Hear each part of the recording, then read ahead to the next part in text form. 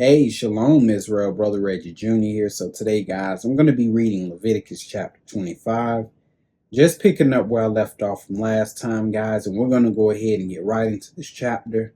Leviticus 25 and verse 1, and it says, "And the Lord spake unto Moses in Mount Sinai, saying, Speak unto the children of Israel." So speak to the 12 tribes. Now we have our audience. The audience is the children of Israel. And the Lord says, "And say unto them, when you come into the land which I give you." When you come into the land which I give you, then shall the land keep a Sabbath unto the Lord. So just how we have a weekly Sabbath, well, the land also has a Sabbath that it has to keep. But we're going to see what manner of Sabbath this land has to keep. Verse 3 says, 6 years thou shalt sow thy field, and 6 years thou shalt prune thy vineyard. So you gonna dig, you gonna plunder, you gonna do whatever you got to do in them 6 years to the land. All right. Verse 4 says, "But in the 7th year shall be a Sabbath of rest unto the land, a Sabbath for the Lord. Thou shalt neither sow thy field nor prune thy vineyard. That which groweth of its own accord of thy harvest thou shalt not reap, neither gather the grapes of thy vine undressed, for it is the year of rest unto the land." So even when the Sabbath year comes for the land, that which grows up in the land on the Sabbath year, you could not pluck and you could not pick that which grows. So we see why here in Babylon, these formers, okay, who have been taken over by the corporate elite, we see why they have to inject all of these chemicals in the ground to try to get these crops to grow, because every single year they're digging and they're plundering the land, and the land in a sense has a wound, and they're not letting that wound heal. And so the land is basically being damaged. The land is bleeding. All right. And so that's why they have to use chemicals to try to get the fruits and the vegetables to grow properly. Okay. Because they're not letting this stuff rest. See, the Lord knew what he was doing. The Lord was wise. That's why we should have listened to the Lord, but we didn't. We knew better. All right. Verse, let's see, 6, it says, "And the Sabbath of the land shall be meat for you, for thee, and for thy servant, and for thy handmaid, and for thy hired servant, and for thy stranger that sojourneth with thee, and for thy cattle, and for the beasts that are in thy land, shall all the increase thereof be meat. And thou shalt number 7 Sabbaths of years unto thee, 7 times 7 years. In the space of the 7 Sabbaths of years shall be unto thee 49 years. Then shalt thou cause the trumpet of the Jubilee to sound on the 10th day of the 7th month. In the day of atonement shall you make the trumpet sound throughout all your land." Verse 10, "And ye shall hallow the 50th year, not the 49th year, the 50th year." It says, "And proclaim liberty throughout all the land unto all the inhabitants thereof. It shall be a jubilee unto you, and ye shall return every man unto his possession, and ye shall return every man unto his family." So this was a year of freedom for all men, and the Lord expected the Israelites to keep this jubilee. But of course, we know that Israel didn't. As evil increased in the land, Israel totally and completely forgot about God's laws. They cast them off to the side. So when jubilees came, that Israel ignored it. I'm not letting you go free, man. Get to work. I don't care that it's jubilee today. Get to work. And then some, like I was saying, they didn't even know it was jubilee. They so busy doing evil. All right. Verse, let's see, 11. A jubilee shall that 50th year be unto you. Ye shall not sow, neither reap that which groweth of itself in it, neither gather the grapes in it of thy vine undressed. Verse 12. For it is the jubilee, it shall be holy or set apart unto you. Ye shall eat the increase thereof out of the field. In the year of this jubilee ye shall return every man unto his possession. All right. Verse 14. And if thou sell aught unto thy neighbor, or buys aught of thy neighbor's hand, ye shall not oppress one another. Okay. And if that's being said, you know, Israel in the land, they were doing the exact opposite. Because whatever the Lord tells Israel to do, they do the exact opposite of that. 15. According to the number of years after the Jubilee, thou shalt buy of thy neighbor, and according unto the number of years of the fruits, he shall sell unto thee. According to the multitude of years, thou shalt increase the price thereof, and according to the fewness of years, thou shalt diminish the price of it. For according to the number of the years of the fruits doeth he sell unto thee. Ye shall not therefore oppress one another, but thou shalt fear thy God. So the Lord, he does not want us to mistreat one another. The Lord is all about equity. He's all about justice. And again, whatever God commands Israel to do, we always do the opposite. And we know because later in the prophets, the Lord was talking about how Israel was oppressing each other. And God hated that in so much that he sent our enemies on us and took us right on up out of the land. Verse 18. Wherefore ye shall do my statutes and keep my judgments and do them, and ye shall dwell in the land in safety. And when you have safety, brothers and sisters, you have what? You have peace. But Israel did not want peace. They rejected peace.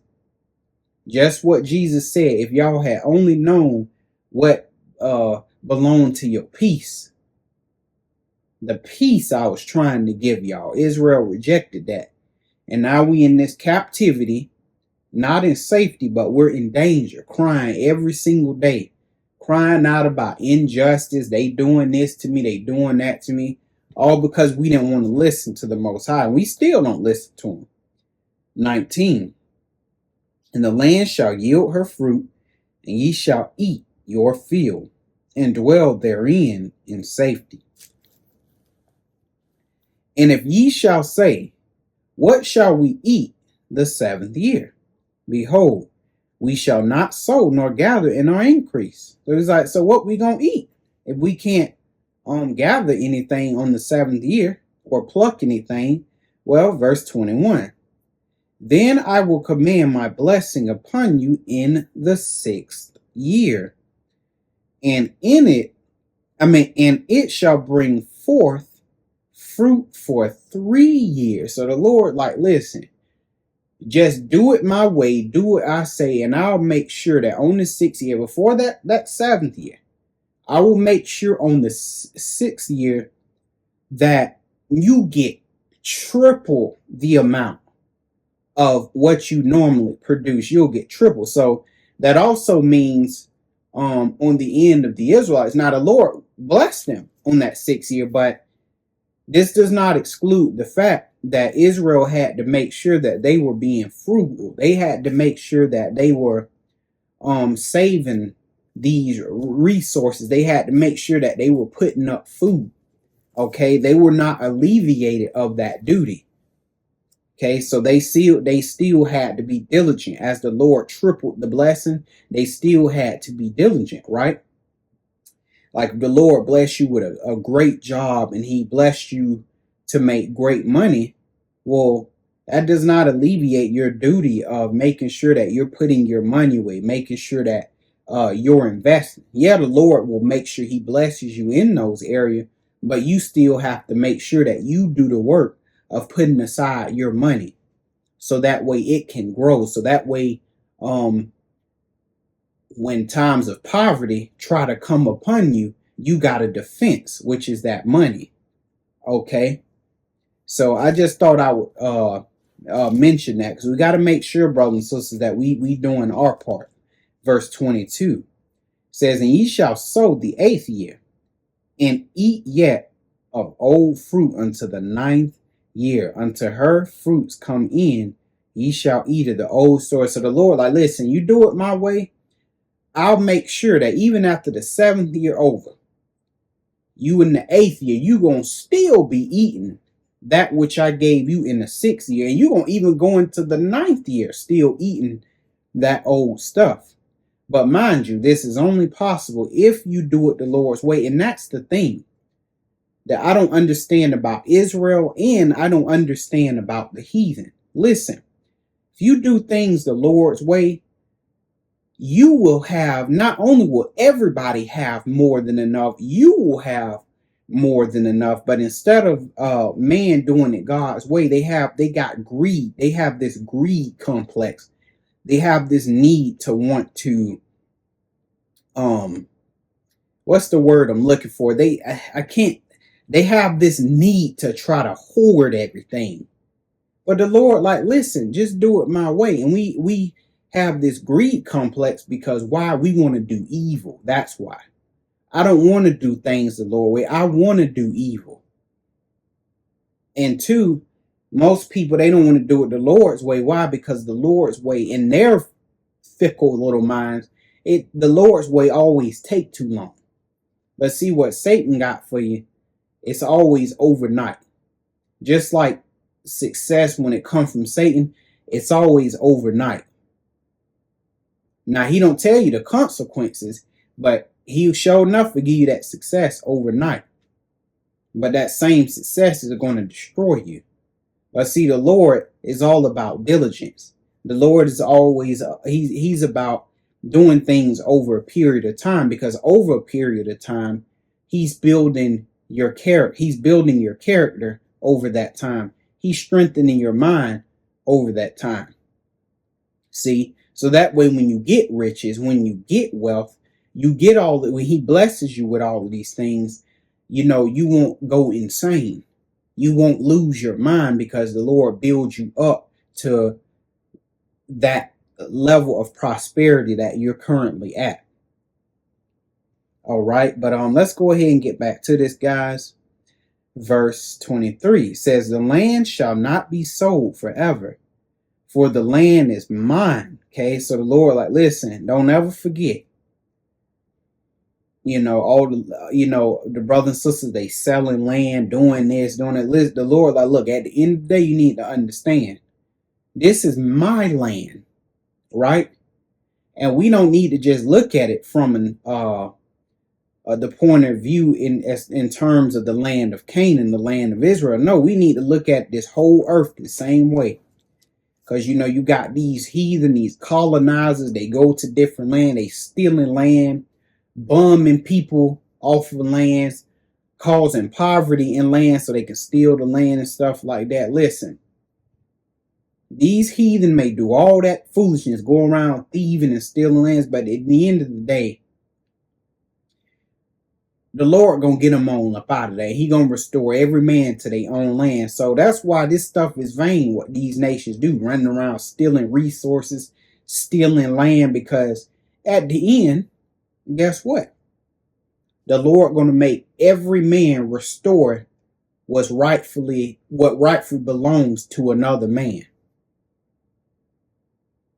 That's why I don't worry, you know, yeah, it's sad, but I don't worry about them, you know, them fake-ish people in the land. I don't worry about that. You know, man, they in our land pretending to be us. Man, look, I go to bed at night because I know at the end, the Lord gonna kick them imposters out of the land, and guess what? He gonna place us back in the land. He gonna restore us. And those imposters, they're gonna go back to their land. Everybody gonna be restored back to their land, just how the Lord originally had it. That's why I don't get bent out of shape. See, and brothers and sisters, that's what this Bible is. This Bible is hope. This Bible is tomorrow's news. That's why you ain't got to be bent out of shape. You should always know what you should always be in the mindset of I know what's going to happen because I've read this Bible. That's why right now these nations, the Lord tearing them up. Why? Because everything is leading to the end. The more Israel wake up, the more Israel's repenting and turning back to God, and they're keeping God's commandments. Hey, Lord, shaking these nations down. Now the nations, they don't understand what's going on. Now the elite do, but the nations, the normal everyday, they don't know what's going on. Why is all this destruction coming upon us? Because the Israelites are returning. And our return means the fall of y'all's kingdom. That's what that means. But I don't want to get off into that, guys. Let's keep going. It says, let's see. 23, it says, for ye are strangers and sojourners with me. That's right. Because when it comes to the Most High, listen, all of us, we are borrowing the Lord's earth. None of this, all of these wars that's fought over resources and over land, none of this stuff belongs to any of us. Why? Because we did not make it. We did not speak this world into existence. We did not make the dry land appear. We didn't make the water appear. We didn't make the fruit trees and the vegetation appear, the fowls, ourselves, the heavens. We didn't make none of that appear. So guess what? Nothing belongs to any of us, but it belongs to God, and he assigns who he wants to assign to those things which he made. And that's only fair. Okay. So I look at how, arrogant these heathen be. Yeah, look at all my stuff right here that I got. And I'm looking like your stuff. Sucker, ain't none of that stuff yours. It ain't mine either. I ain't just thinking that about him. I'm thinking that about me too. None of this stuff belongs to any of us. So you need to knock that arrogant attitude off. Because none of this stuff belong to us. We are all what? Strangers and sojourners. 24. In all the land of your possession, ye shall grant a redemption for the land. That's right. 25. And if thy brother be waxing poor, so if your brother at one time, he's living an average life, got just what he need, but over time he ends up becoming poor. His resources dwindle and he comes to poverty.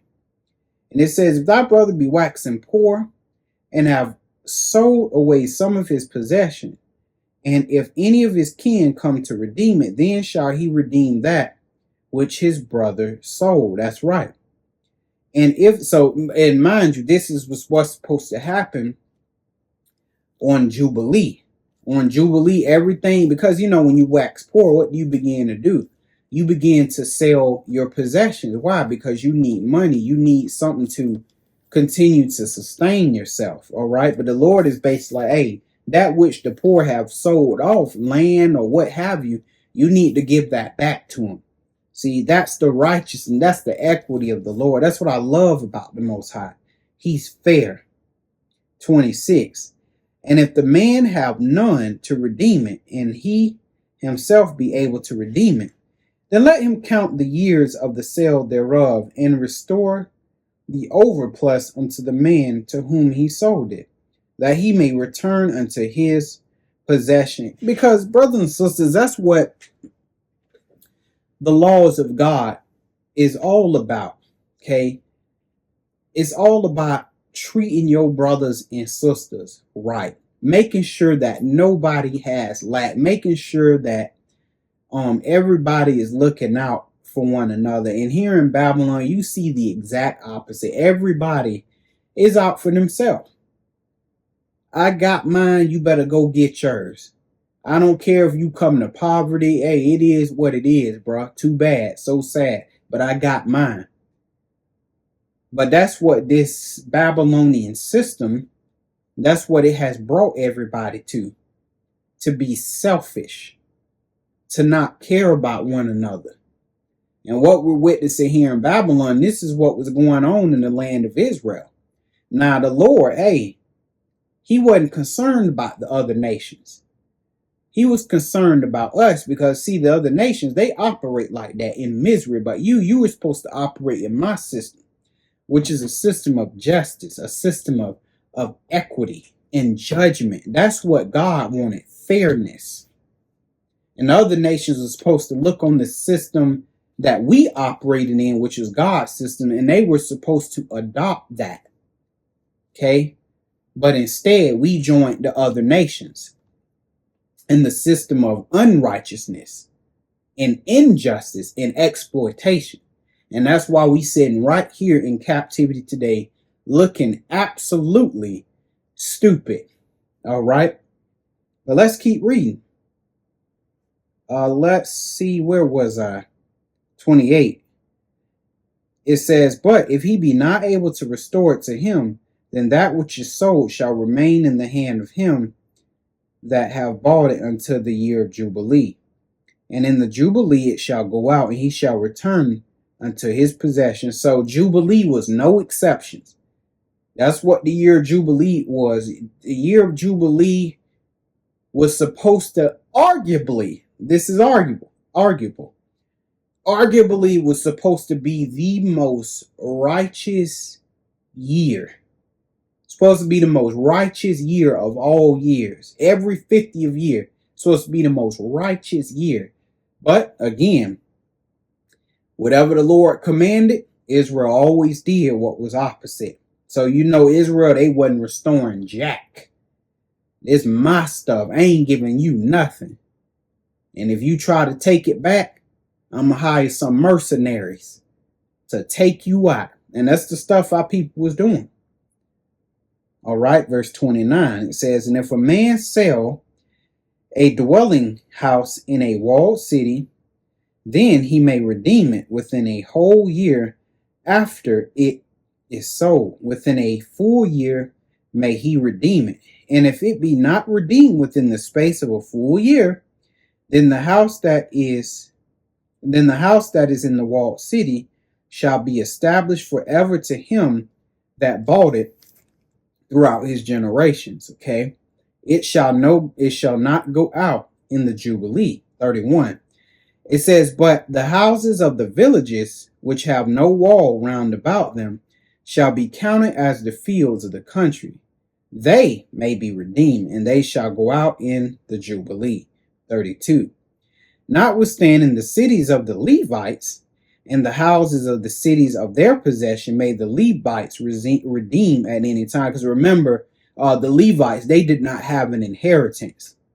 You know, they were basically given cities, and they were given room and board amongst the other tribes of Israel. So they belonged to the Lord. So it didn't matter what tribe it was. The Levites were always supposed to be able to get their possessions back at any time, right? Because they were the special tribe among the 12 tribes of Israel.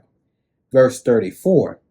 But the field of the suburbs of their cities may not be sold, for it is their perpetual possession. Okay, so even though they had fields and stuff, remember, it was not their inheritance. You know, let's say the Levites, you know, they lived among Judah. Let's just say Judah gave them some land. Okay, this is y'all land. Okay, and yeah, it was their land. It was the Levites' land, but nevertheless, it was still Judah's inheritance.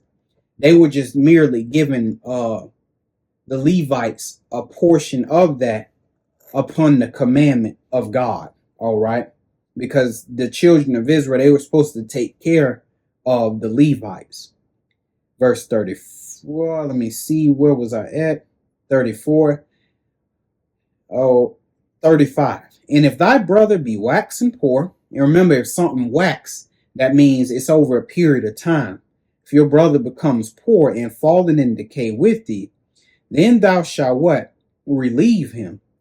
Yea, though he be a what? A stranger. Okay. So being a stranger means this is an Israelite born in a different land. Okay. So he's not born in his native land. He was born in another land, but he came over. Okay. He would be considered a stranger. It says, or a sojourner, that he may live with thee. Okay. So a sojourner is basically, based like an Israelite. They're basically a stranger too, but they're sojourning, meaning let's just say I lived in Germany and I came back I planned to stay in my native land for about 6 years. And then after that, I plan to head back to Germany. All right. At that point, I would be considered a sojourner because it's just my native land would just be a temporary resting place until I went back. Okay. Verse 36 says, take thou no usury of him. So God did not want us charging interest to our brothers and sisters or increase, but fear thy God. And see how well Israel kept these commandments, all right, and how well they honored these things depended on the fear of God. If Israel really truly feared God, they would have kept all of these commandments that the Lord told them to keep, but they didn't fear God. These things weren't serious to them, and that's why we fell under God's wrath, because God don't play about justice. God don't play about mistreatment, okay? That's why if you look in this world today, we're seeing death on a scale, brothers and sisters, that we've never seen death on.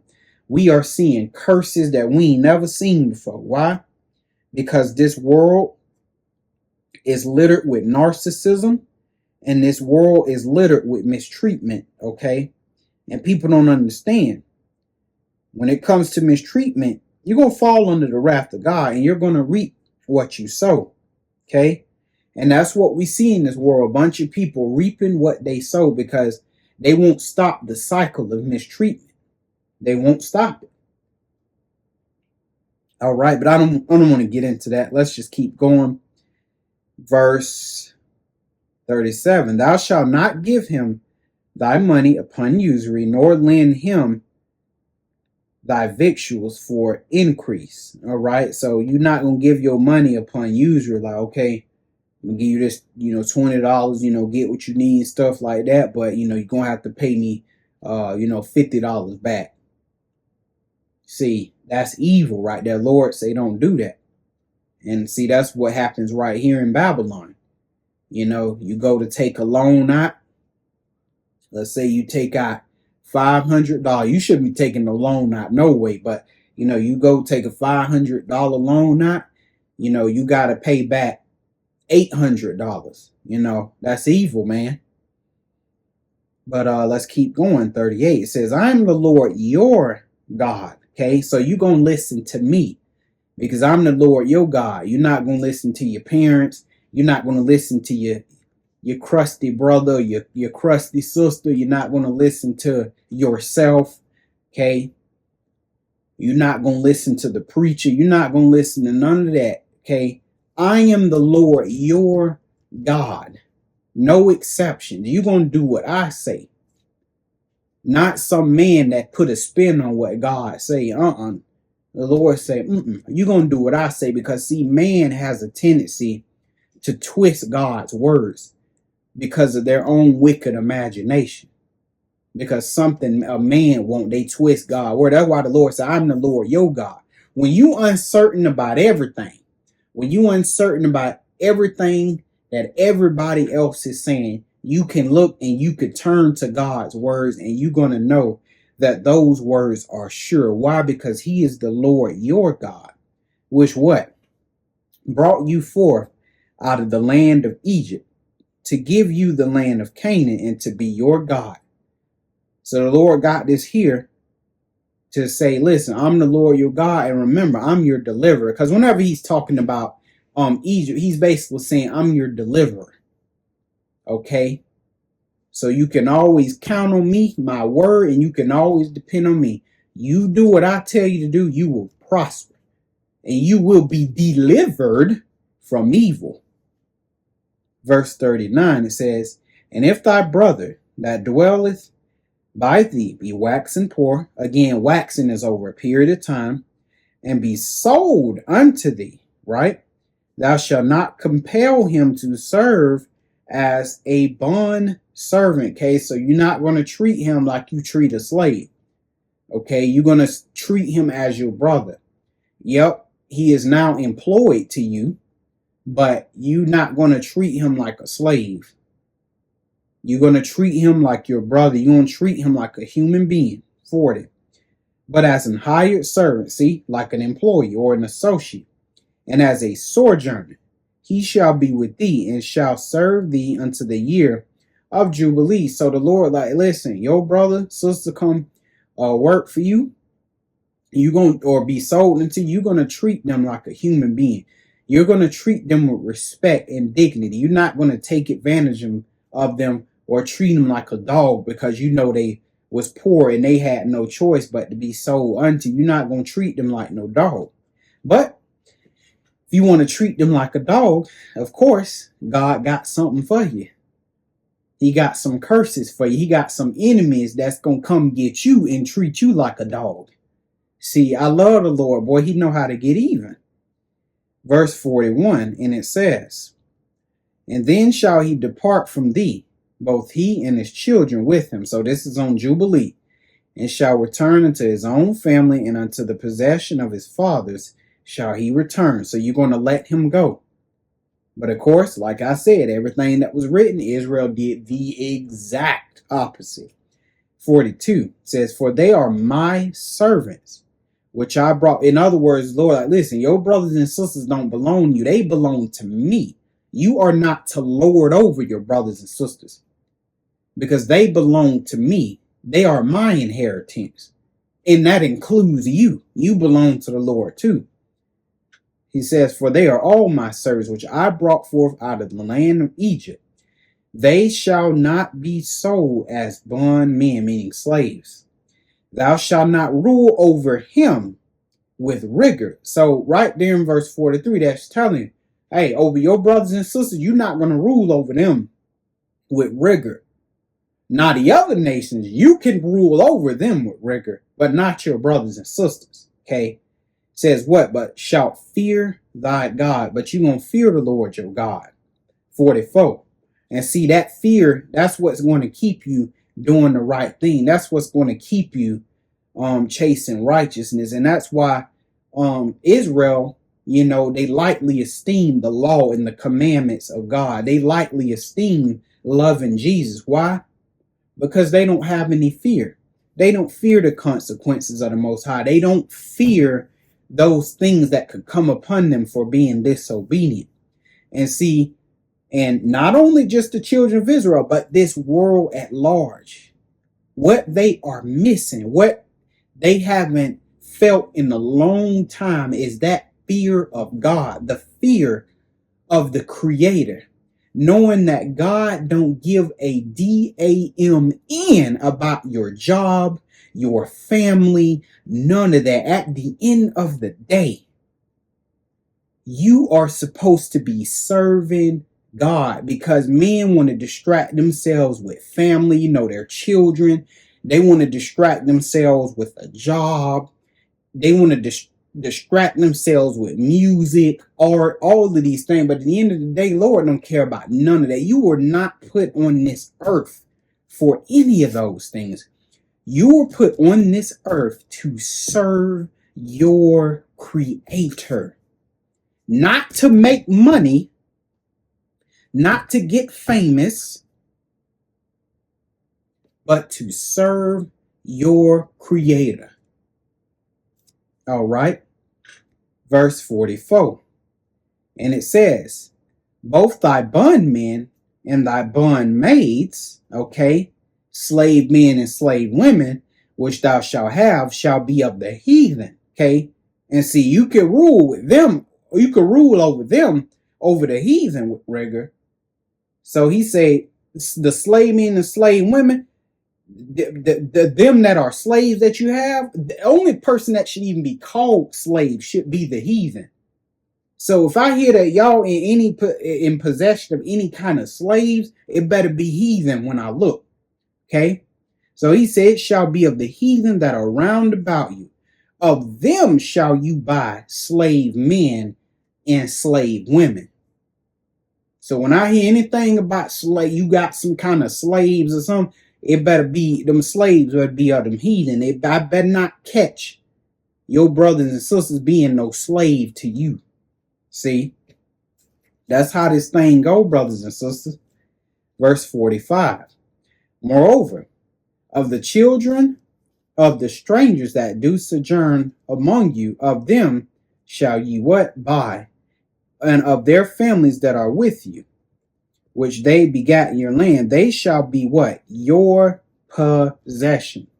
And ye shall take them as an inheritance for your children after you, to inherit them for possession. They shall be your bondmen forever. Okay. So now these strangers are a different stranger, because remember, you got two strangers. You got the heathen as well as the Israelite stranger. You always have to make the separation. You have to make the difference. That's what he's talking about. But see, the Lord is doubling down. He says, but over your brethren, the children of Israel, ye shall not rule over one another with rigor. So he's saying you're not going to rule. Why does God keep bringing that up? Ye shall not rule over one another with rigor. Why? Because of the heathen which you possess as your slaves, you can rule over them with rigor, but not your brothers and sisters. This do the Lord permit. Verse 47. And if a sojourner or stranger wax rich, and see, I know a lot of Israelites, see, when we read stuff like this, a lot of Israelites, they get very uncomfortable, okay? Because they're looking at the heathen right now. The heathen are Batman, they're Superman, they're our teachers, okay? They're the law enforcement authorities. They're the kings right now. They're the queens. They're the government officials, okay? And so Israel, they can't imagine themselves ruling over these heathen. Me ruling over Batman, me ruling over Superman and Wonder Woman and Athena, me ruling over them, my dark self. And so when Israel hear these things, I'm going to be ruling over Rapunzel? Nah. Only we supposed to be slaves. Because Israel, see, they have a low self-esteem. And they have a love for the nations. And that's always been our biggest stumbling block, is our love for the nations. All right. When we talk about us being slaves, Israel ain't got no problem. Yep, that's the way it's supposed to be for our black tar behind. But as soon as you talk about Mr. Belvedere, Mr. Rogers, okay, and his wife Susie being our slaves, then all of a sudden there's an issue. There's a problem. Well, no, we got to treat everybody right. We got to listen. Them that led into captivity, they gonna go into captivity. You are not going to change God's word, Mr. Darky. I don't care who you think you are, how long you've been teaching. Listen, we serve the Ancient of Days. Before anything was, he was, and he proclaimed it. Y'all gonna take these heathen as slaves, and ain't nothing these sell-out preachers, because a lot of them are selling out, a lot of them sold out for money in a building. They're not going to be able to change God's word. And see, they don't want to teach these things. Why?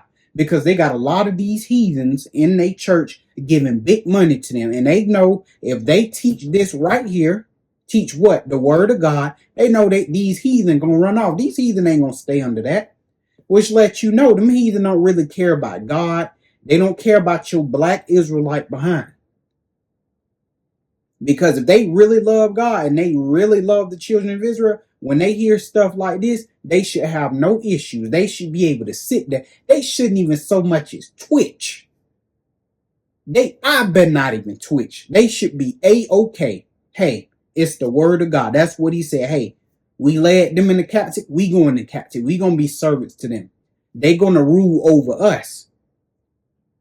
We are going to be a shame in the earth.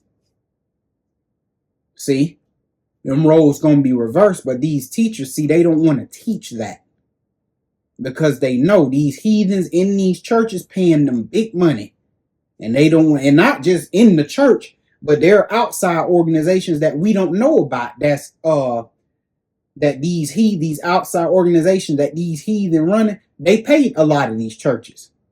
Oh yeah, it happened in the Christian church too. You have certain heathen organizations that give money to churches. They donate 15,000, 20,000 about every month, donating all that money. You think Mr. Black Man gonna go against that heathen? He getting his money. But see, over here at Israel's church, we don't want your money. Go take your money and shove it. How about that? We don't want none of your money. The Lord is taking care of us. We refuse to sell out for some money, for a building. All we care about is teaching the word of God. That's it. That's all we care about.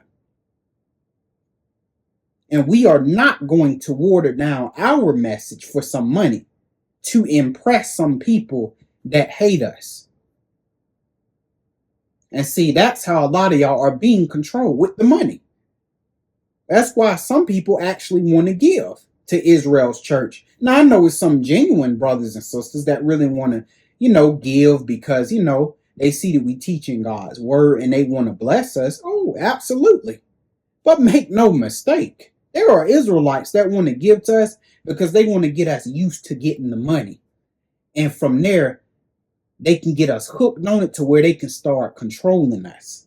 Get us hooked to it so they can start manipulating our message. But guess what? You could take your money and you can shove it where the sun don't shine. I don't care about money, and I never have. Money is not my God. With the strength of God, my knee will never bow to money. Screw you and your money. Some of y'all need to start having a backbone and stop taking the deal of the devil.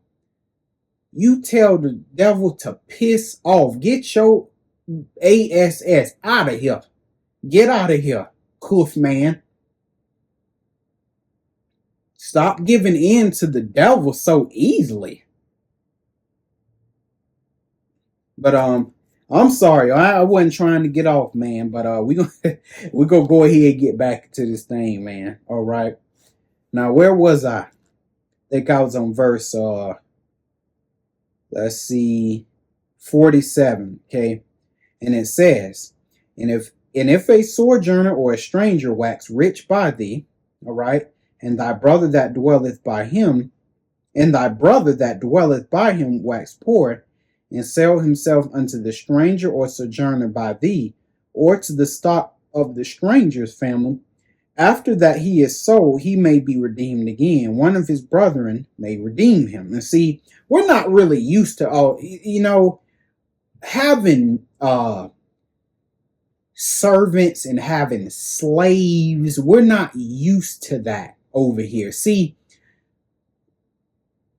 or I wouldn't say even over here in terms of like the Western world, but I just mean as it stands right now in our position in the world as Black people. We're not used to servants and slaves. All of these things are foreign to us. And even me, I don't fully understand what I'm reading to you guys, because we've been slaves for so long that we don't understand what it means to have servants, what it means to have slaves, to do trading, to deal with each other on this type of level. We don't understand this because, like I said, we've been so disconnected from our heritage and from our customs that these things seem foreign to us. And to some Israelites, these things sound outright oppressive and evil, but it's not. It's just you have a mind of a slave. Even me, no matter how much I read the word, I have a mind of a slave, so I'm not really comprehending a lot of what I read, because some things have to just be experienced, brothers and sisters. This is something we're going to have to just experience. Just like our ancestors, when they were in the land and they was royalty and they were ruling and they were doing these things that we're reading about, they couldn't picture themselves as slaves. Just like right now, the heathen, they can't picture themselves as being slaves. That's why when we tell them stuff about how, yeah, you're going to work, y'all going to be slaves to us. Okay, we're going to control your resources, your land. You don't do what we say, you're going to be cursed. They don't understand what any of that is. You're going to pay tribute to us. They're the ruling power in the world, these heathens, so they can't really comprehend the magnitude of what the word is saying. They're going to have to experience the slavery. Once they experience slavery, okay, once God put their ASS to work, all right, they're going to truly understand what this word was saying. When their kings and queens go captive, when they take care of our little ones, when we're the face of everything positive and good in the world, and they're the face of everything negative, bad in the world, then they're going to truly understand. But right now, when your position in the world is the ruling class, or if your position in the world is the slaving class, you're not going to really understand what the Lord is really talking about. So, brothers and sisters, a lot of us, we're going to have to just wait until the Lord flip this thing. And then we're going to really understand these things right here, because this is what we're going back to, brothers and sisters. Okay, so let's keep reading. It says 48, after that he is sold, he may be redeemed again of one of his brethren may redeem him. 49, either his uncle or his uncle's son may redeem him, or any that is nigh of kin unto him of this family may redeem him, or if he be able, he may redeem himself, if he's able. Okay, because remember, he's poor. 50, and he shall reckon with him that bought him from the year that he was sold to him unto the year of Jubilee, and the price of his sale shall be according to the number of years. Now I'm going to let you know, see, God going to have to rip these nations apart, because they don't ever intend on letting us go. That's something black people need to understand. If it was possible, these heathens would have us in captivity and slavery forever, because we have to understand, brothers and sisters, these heathens, right, their very economy, their foundation is built off of the backs of these Israelites. Okay, all of these treasured cities that we built for them, and let's just say we didn't build the physical building, which we did do a lot of physical building, but the ideas, the computer, the internet speed, right? LASIK eye surgery. All of this stuff. What else? Brain surgery, heart surgery. All of these advancements in technology stuff. This stuff came out of mind of black men and black women. And through those inventions, these heathens built these treasured cities from our ideas and our inventions. See? And guess what? We keep giving them ideas and inventions. Well, they steal it from us at least, because we're in a disadvantaged position. And we're willing to sell off and pawn off our ideas for money, because they have the resources that we need to live.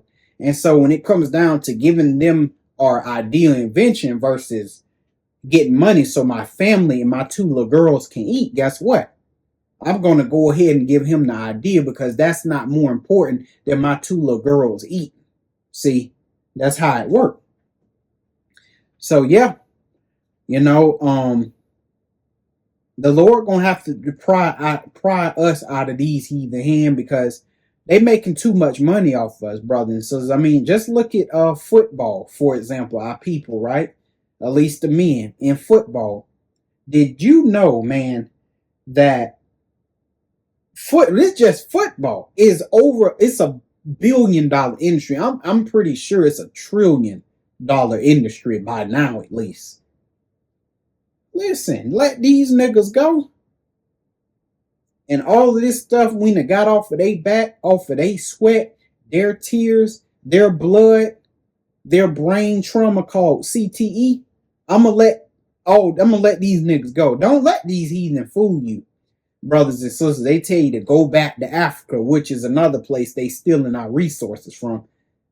When they tell you go back to Africa, we don't want you to listen, nigga. They ain't letting you go.